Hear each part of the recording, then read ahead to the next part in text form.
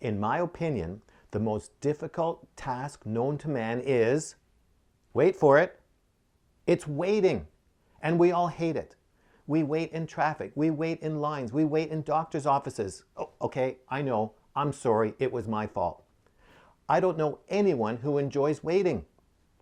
And today I want to talk to you about the most difficult hurdle that you will have to overcome if you want to see God's promises fulfilled in your life. You see, we like things done instantly. We hate waiting. That's why microwaves were invented, because we couldn't wait for the stove to heat up. That's why we have mobile phones, because we couldn't wait to find a landline or to get to a computer. And I'm sure there's someone out there who's working on an app called speed waiting to shorten our wait times. And I wish he would hurry up and develop it, because I'm tired waiting for it. Now, in the Bible, most of God's big promises came after a long wait. Now, when we read these stories of Bible heroes, we skip over the wait part and go right to the glorious ending. But people had to wait a long time for promises to be fulfilled. I mean, look at Abraham and Sarah. They waited decades for Isaac. And then Joseph, it was at least 17 years from the time of his dream to when he became prime minister. Moses waited 40 years to find his destiny. Caleb and Joshua, they had to wait 40 years for all their friends to die before they would receive their promise. Imagine how awkward that would be.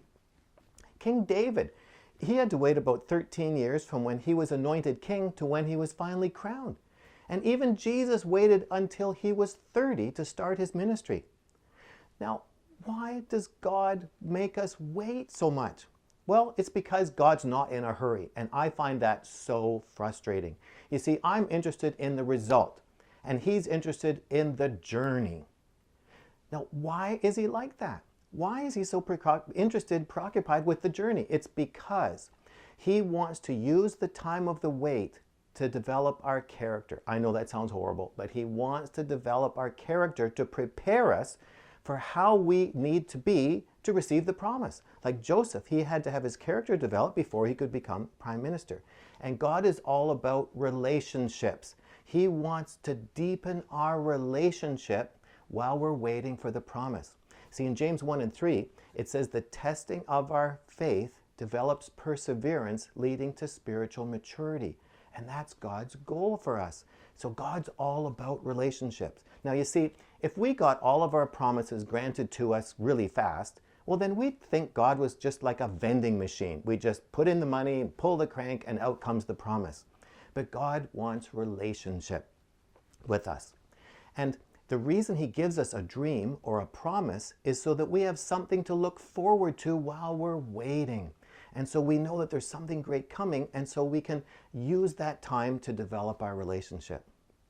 So the next time you're waiting for a promise to be fulfilled, and I'm sure that includes almost every one of us, instead of complaining about the wait, picture yourself on God's potter's wheel, being shaped into a masterpiece. And no masterpiece was ever made in a week. So enjoy the wait. Your character is being developed. Now, I want to hear from you. Have you had an amazing experience, a promise fulfilled, a dream achieved after a long, difficult wait? If that's happened to you, we want you to leave your testimony in the box below this video. And if you do know of the person who's developing the speed waiting app, could you please let me know about him, because I'm tired waiting for it. Now, if this is your first visit here, you need to get my free self-assessment guide. And to do that, just subscribe to our weekly email newsletter by filling out the subscription form on this page. And I'll talk to you again next week. But this week, try to enjoy the wait, develop your character, and get to know God better.